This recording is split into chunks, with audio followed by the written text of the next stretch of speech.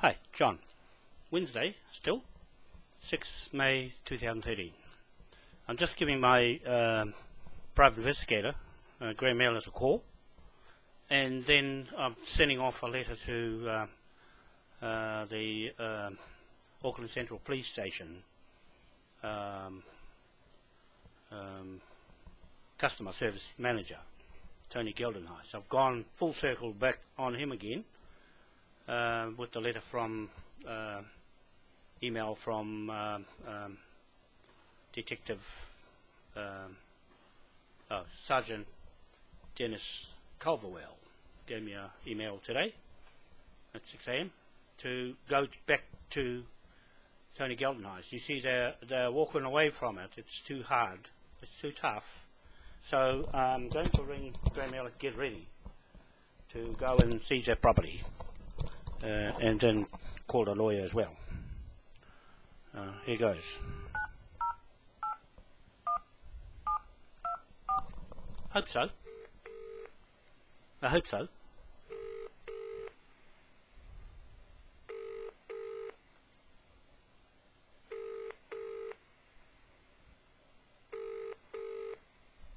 Hello, Vicky speaking. Yeah, it's John Wanoa here. So is Graeme handy or not? I'm sorry, he's not here at the moment, John. Oh, I see. Is he still in Auckland though, or out of town? He's about, but he's not back. He's not due back till late tonight. Oh no, that's okay. Just let him know I'm just back on the subject again.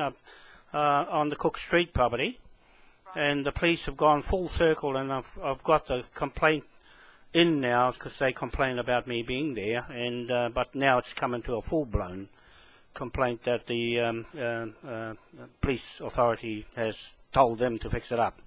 Right. So as soon as I do that, then I can call him just in case I'm going to walk back on the land again, and then call him up. Okay, well I'll pass the message on. Thank you. Okay, thank you. Bye. Bye-bye. There. That's Vicky, Graeme Aylett's wife, in Browns Bay, Aylett Investigations. So there, I got the message through to him, just to let you know that we're on to this fraud land title conveyancing that he very well knows, and my lawyer, Yu Tai Choi, the conveyancing lawyer, the best of the Asian lawyers, with Hickson's lawyers in Australia. They're watching this. All those lawyers are watching to see what the police do. The biggest problem now is this. The Governor-General appointed the Carruthers, he's the judge, ex-judge, as the chairman, and his team of lawyers, judges, and they wrote back to tell me to go to the police, senior police. You see, it's gone back. They don't want to go near it because that's the Crown. That's the Crown talking to the police, talking to me to go back to the police because the police are running a private business, and the Crown won't get involved in a private business and a corporate business. And I'm going in there as a corporate and a private business up against the police and their business. So we're in a crucial stage of what they say. What the police says goes on record, and I'm there to ask Tony Geldenhuis for the records. What Sharon Parker, she's the debt collector in the NZPCA, New Zealand Police Conduct Association or Authority, that is on her website. Doing a job just like me, right? We are doing the job just like me, debt collection, and she's just told me what to do, what to say, and what to get. You see, so she was very good. I thank her for that, because she knows she's been reading all my stuff. But there's one thing she couldn't do. That's admiralty and maritime law. They will not go near it because it's outside their scope and outside their jurisdiction. Any other debt collector or lawyer or judge cannot go into this area of UK British land title deeds. Okay, so that's only left to me to clear the way with Tony Geldin Heist this time, and he knows the history of what's going on. And Graeme Aylett, I've been on this for 6 years. He's got all the records of the first fraud right through to this fraud. It makes no difference who buys it. It's still a bad title. And so he's got the message now to be ready. As soon as I walk in there, he's in. He takes over from me, I get to England. And too late to get to the elections is tomorrow. I should have been there. And my team is waiting for me there. But the police have held me up. It's going to cost them for all the interruptions and the tampering with my evidence that's in the High Court in Admiralty in Britain. Okay, so they've got every right and financial interest. Now they've got a financial interest in that land as debt owed, and because of a defaulted contract that they couldn't answer. So that stands. Even though they're still on the property illegally, it's up to Tony Geldin Heist to assess as a senior policeman in his department, where the difference between his department and the other department, where Sergeant Dennis Culverwell is in the other back department, and Tony's up the front department. So the back department is where Tim Duthie went to the complaint. So there's two different sides of the police. The front side, Tony Geldin Heist, let me go onto the land, and also Dennis from the back. So those two have all the evidence for me to be on that land. It's up to them to override any decision that Tim Duthie made, because I'm contesting his statements he made to me in writing. It needs to be in writing. That's what Sharon said. Get it in writing. They've got to give it to me in writing for the complaint, what the complaint is, who made the complaint, and the trespass notice, who wrote the trespass notice, and the authority, whose legal authority to override what I'm doing with the brightest lawyer in this country on Admiralty and court-martial law, and the private investigator, ex-Scotland Yard, Graeme Aylett. Okay, so I've got that on my side, and the police are not qualified to make those decisions. Even with their lawyers, Gary Davey is an ex-lawyer in the police force there as a detective, said to me, "No, John, I can't do it." See?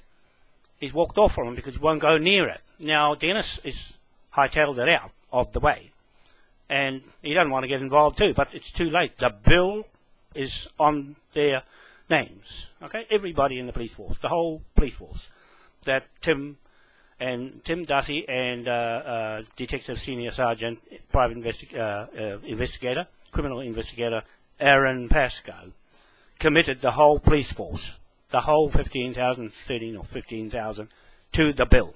Okay, so they're going to cost them, and there's nothing they can do about it because it's controlled by me through the chiefs to Britain. I made another video with Tony, Kingy Toto on it, but it didn't come out. And something went wrong with it, but doesn't matter, you can hear me talking to him. So I'm going to read out this letter to Tony Geldin Heist that I'm just about to send to him now with the letters. I've been doing this all the time, just send the letters to this one, that one, that one, that one, that one, that one, that one, and they just don't do anything. Nothing happens because they are holding it all away from being seen. 6th of May 2015, Tony Geldin Heist, Customer Services Manager, Auckland Central Police Station. Dear Tony, I just received this email from Sergeant Dennis Culverwell, and he has referred my IPCA complaint over Sergeant Tim Duthie stopping me carrying out my legal debt recovery operation of 1/61 Cook Street incident with my conveyancing lawyer and private investigator to you. I want to have a meeting with you to resolve the matter so I can continue with my job where I left off on Cook Street property, private defaulted contract, before Tim Duthie stopped me.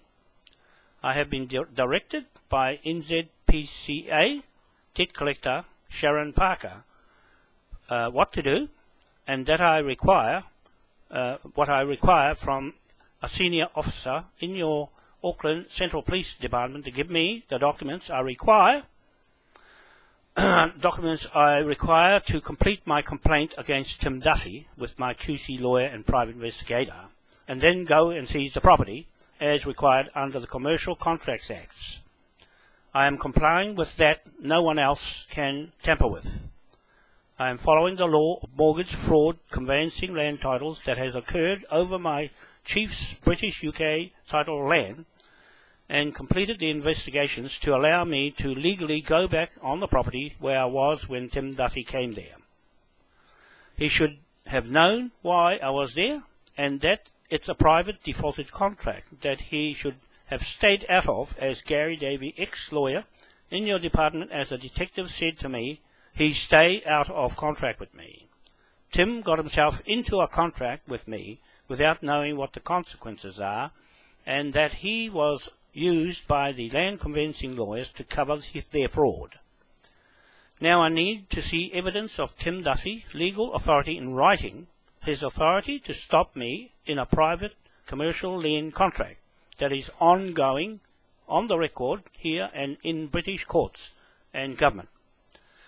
The landowners are bill debtor levied as our financial interest in the land and property that they are bound to my QC Crown lawyer who signed the documents in the High Court of Admiralty in London, where the British deeds came from for 1/61 Cook Street land title deed 339 and other land titles in Auckland and Hawke's Bay, Gisborne, East Coast. My Judge Rogan Wanoa Manukau family put the Cook Street titles together, inheritance to me and chief landowner. Not Ngāti Whātua o Rake iwi Maori chiefs are not the real owners who sold our lands. The levy debtor bill is currently against the property which is owed money against the defaulted contract that concerns all named third parties to the fraud allegations are charged against their names and companies. Legally, allows me to seize the property with my private investigator and conveyancing lawyer waiting to come on the property once I call them from there and my NZ Bank who is holding the chief's titles. It should never be a complaint by the public to police because it was already a High Court complaint that has ended in a defaulted contract. I have missed my British UK political party elections because of the police stopping this land mortgage fraud land title conveyancing title. You know what this is all about, and so the Governor-General appointed judges have written this letter to me, dated the 2nd of April 2015, to say it's a police corporate company matter and not an IPCA matter of legal authority that is of a commercial mortgage conveyance title fraud contract the police have interfered with by stopping me from legally seizing it. The police must leave me to conduct this investigation myself, holding the information that no one refuted at law.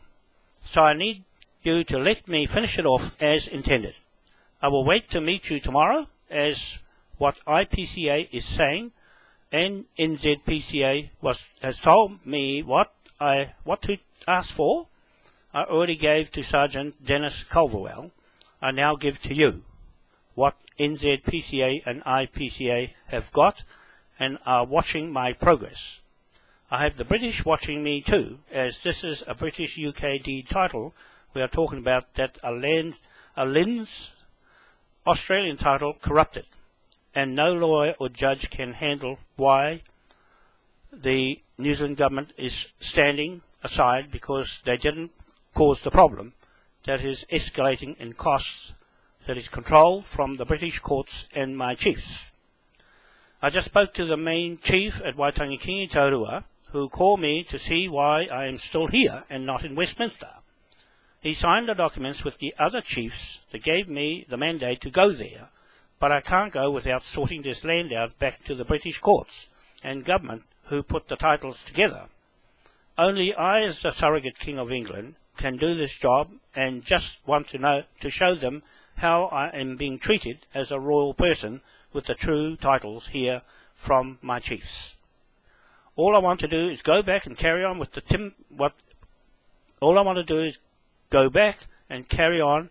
If Tim Duffy has no legal documents I asked for, with the advice of NZPCA debt collectors helping me through the complaint process.